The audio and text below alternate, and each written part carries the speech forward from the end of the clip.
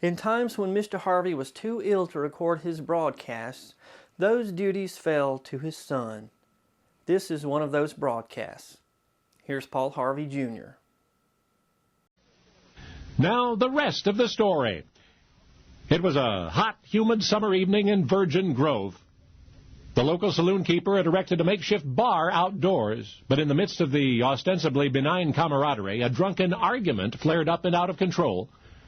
A man was hit in the head with a blackjack. The injured man was sent home to sleep it off, but 3 days later, he was dead. The authorities charged a fellow named Duff Armstrong with murder. Duff needed a lawyer, of course, but he couldn't afford a decent one, so an attorney friend of the family, believing Duff to be innocent, took the case. He proceeded conscientiously. In jury selection, he tried to get men in their mid-20s, Duff Armstrong's age. But there was one witness whose account was detailed, definite, and potentially damaging.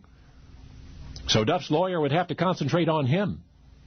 Would have to break him down or somehow discredit him, or the case would be lost.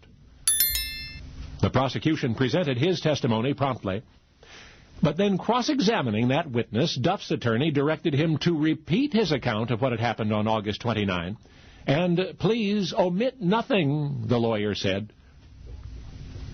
Well, first of all, replied the witness, the moon was out that night. It was very bright and almost directly overhead, so you could see what happened quite clearly. Duff Armstrong picked up a blackjack in the middle of the fight and struck the victim, Jim Metzger, in the head. It was an overhand blow. Duff raised his arm high and came down hard. Duff's attorney then asked the witness to stand and demonstrate. So he rose, stood in front of the jury, and went through the motions precisely as he claimed to have observed them. And was the witness certain that was how it happened? Yes, the witness was certain. There was a full moon, after all, high in the sky, plenty of light, so there was no mistaking. But Duff's lawyer was not satisfied. So he repeated his questions, the same questions over and over. But try as he might, there seemed no way past that unvarying testimony. Each time he was asked, the witness recounted the same actions in the same order under the same circumstances, and thus did the prosecution's star witness discredit himself. Because at the conclusion of that testimony, Duff's attorney submitted in evidence an almanac.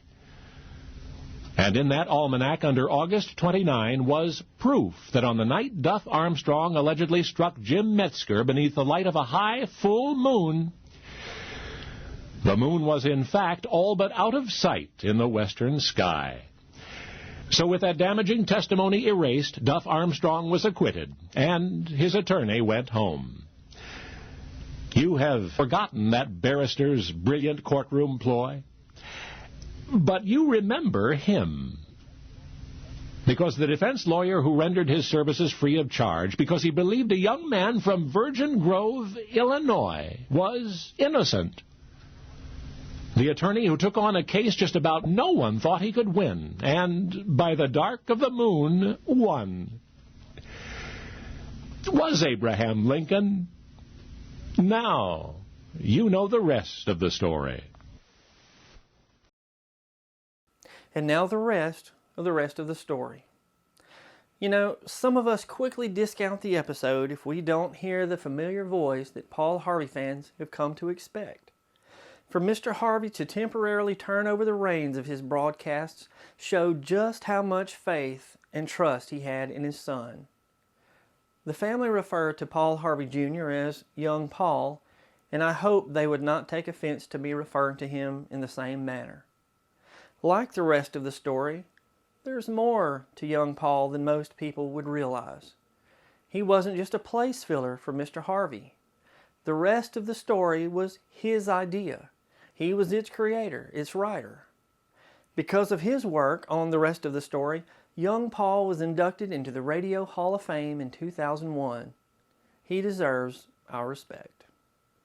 On Saturday, August 29, 1857, a crowd of people gathered at a camp meeting near Hiawatha in Mason County, Illinois. Those in attendance included William Duff Armstrong, James Jim Norris, and James Preston Jim Metzger. Newspapers in Illinois reported that in almost every instance where camp meetings are held, something occurs which deteriorates from the holy work intended to be wrought through their instrumentality. On that Saturday afternoon, Duff, whom one newspaper said was a notorious drinking character, another called him a worthless fellow, got into a scuffle with Jim Metzger. Jim won the fight and was only slightly bruised, but there was more to this story.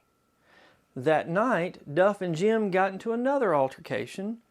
This time several people joined against Jim, one of which was, as newspapers reported, a wicked character by the name of Norris.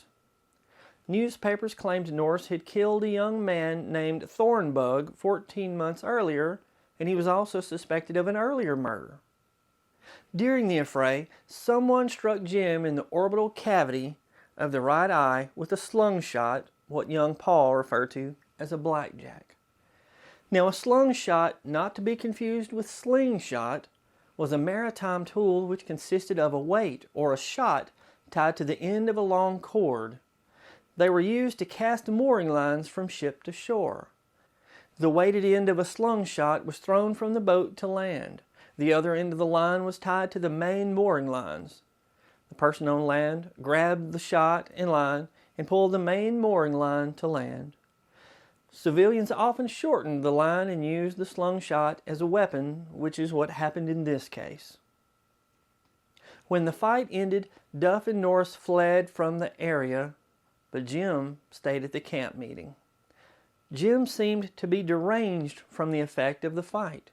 His usual disposition was distorted, and he had several other scuffles with different parties throughout the night.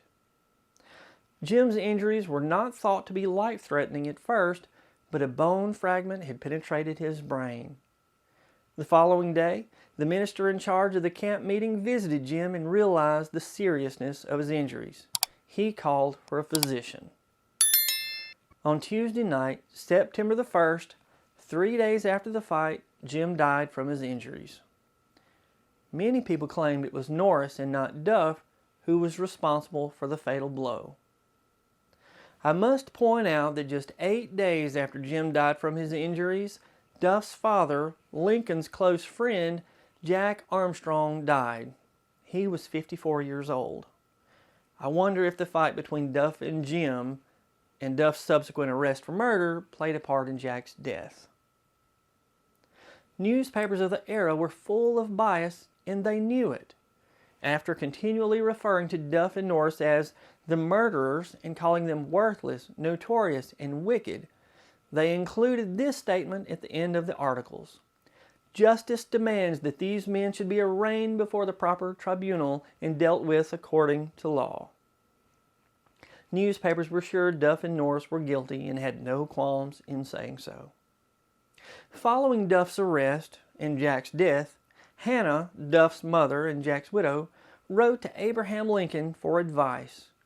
Years earlier, while Lincoln was studying law in New Salem, Illinois, he and Jack became friends.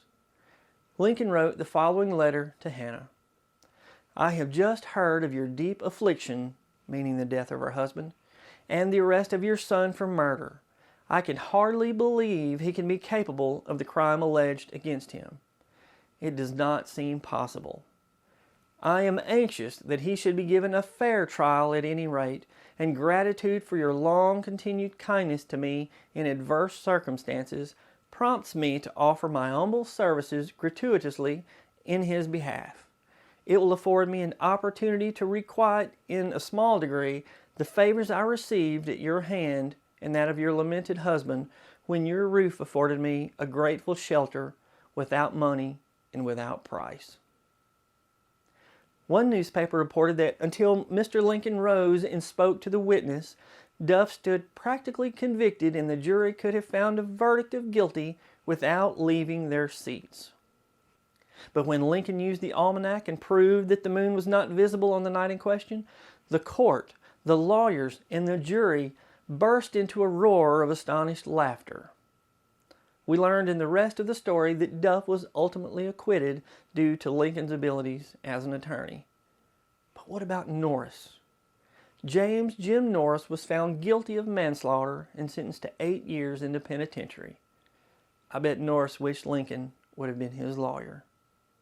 You know, Duff was forever linked with Abraham Lincoln, the trial, and the Almanac. When Duff died in 1899, newspapers reported the death of William Duff Armstrong, the Almanac Man. I'm Brad Dison. Thanks for watching, and as Paul Harvey would say, good day.